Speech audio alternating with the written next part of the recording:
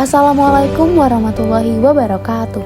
Halo semuanya, kami merupakan mahasiswa dari Universitas Singapura Bangsa Karawang, Fakultas Pertanian, Program Studi Agribisnis, semester 2 dari kelompok 1 kelas 2D. Pada kesempatan ini, kami akan melakukan identifikasi kegiatan agribisnis dari hulu hingga hilir melalui wawancara langsung dengan petani sebagai pelaku utama dalam sektor pertanian. Dalam video ini, kami akan menggali berbagai informasi terkait subsistem agribisnis, mulai dari penyediaan sarana produksi atau subsistem hulu, kegiatan budidaya atau subsistem on-farm, hingga proses pengolahan maupun pemasaran hasil pertanian atau subsistem hilir yang dilakukan oleh petani di lapangan. Selain itu, kami juga akan membahas subsistem penunjang seperti peran lembaga, akses informasi, serta dukungan lain yang membantu keberlangsungan kegiatan agribisnis. Melalui video ini diharapkan dapat memberikan gambaran nyata mengenai sistem agribisnis yang terjadi di tingkat petani. Pak Nung.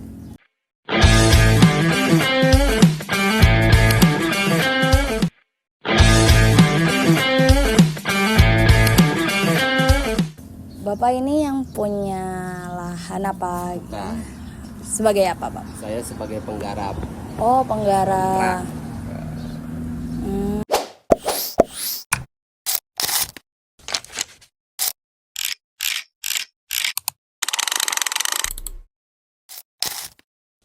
Subsistem dalam agribisnis yang pertama yaitu subsistem hulu sebagai penyediaan sarana produksi.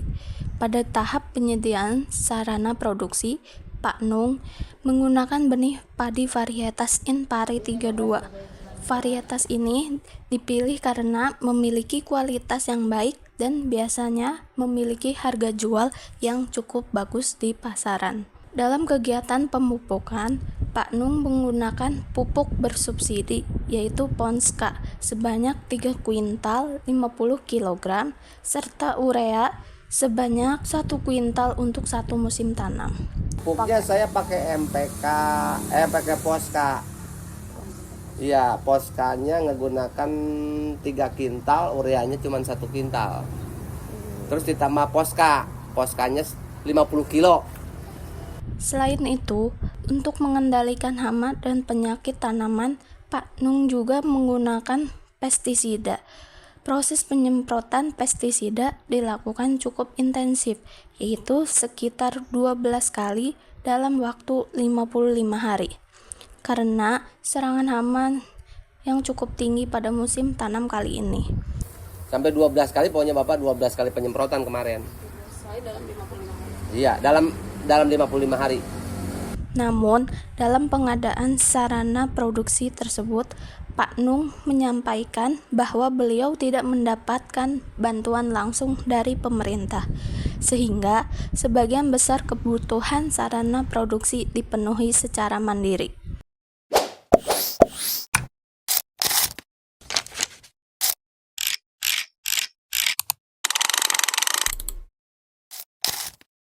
Subsistem budidaya.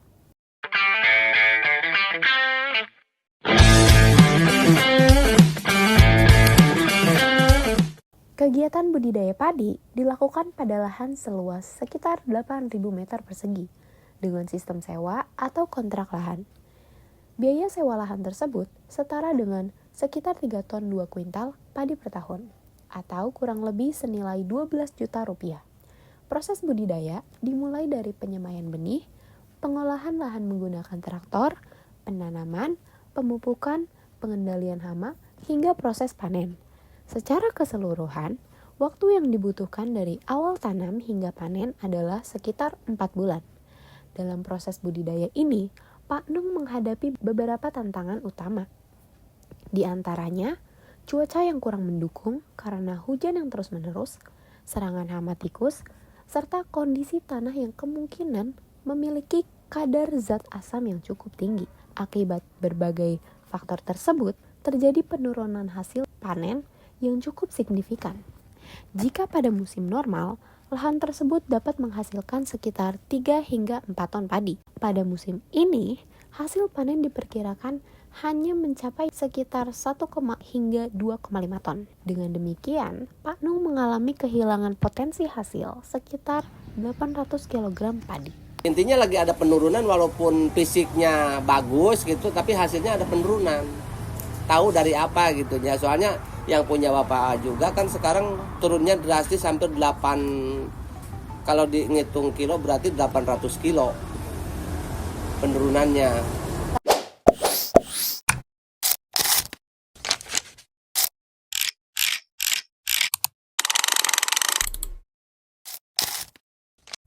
Subsistem hilir, pengolahan dan pemasaran.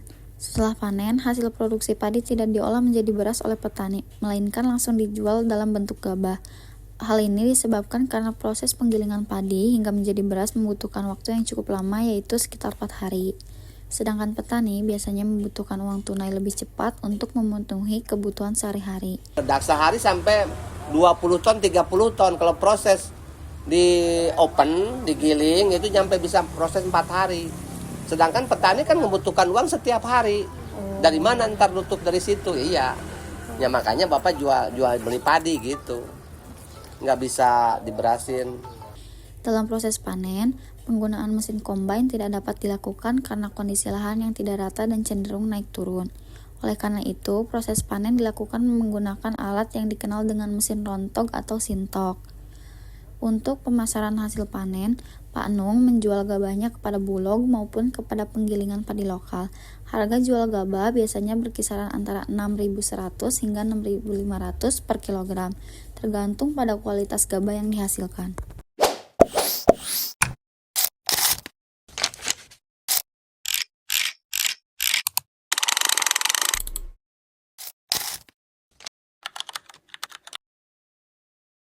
Ya mungkin masalah sekarang bagi Bapak gitu ya, bagi Bapak ini pemerintah secara membeli padi, menerima padi itu ya bagi Bapak sangat membantu. Iya.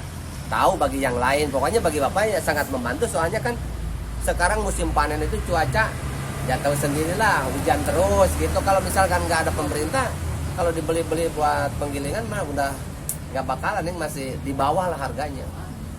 Subsistem penunjang dalam kegiatan usaha taninya, Pak Nung menyampaikan bahwa beliau tidak bergabung dalam kelompok tani dan juga belum pernah mendapatkan pendampingan dari penyuluhan pertanian lapangan atau kita singkat PPL. Selain itu, akses terhadap program kredit usaha rakyat atau KUR dari bank juga dirasakan cukup sulit.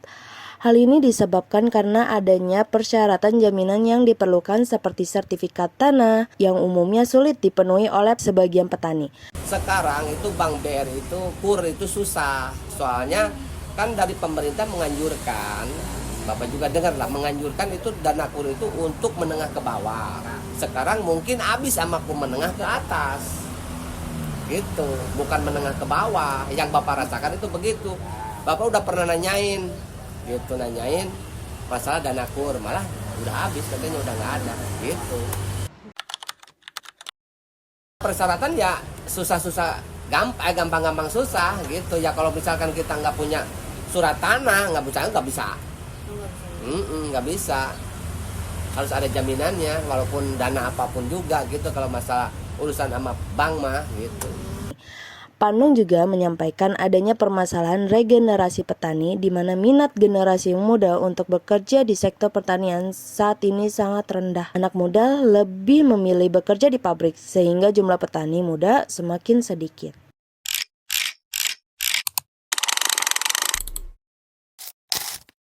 Analisis ekonomi usaha tani. Dalam satu musim tanam, total modal yang dikeluarkan Pak Nung mencapai sekitar 10 juta rupiah. Total modal maksudnya? Oh, itu sekitar hampir 10 juta nih. Namun karena hasil panen mengalami penurunan, pendapatan yang diperoleh tidak mampu menutupi seluruh biaya produksi, sehingga Pak Nung mengalami kerugian pada musim tanam kali ini. Meskipun demikian, Pak Nung tetap melanjutkan kegiatan bertani karena pekerjaan tersebut sudah menjadi mata pencaharian utama, dan beliau berharap hasil yang lebih baik pada musim tanam berikutnya. Penggarapan tahun ini pokoknya lagi ada penurunan. Malah Bapak mah justru modalnya juga nggak bakalan kembali gitu. Kembalinya ya ntar bagaimana ntar nanam lagi, gimana ntar ke hasil kedepannya gitu.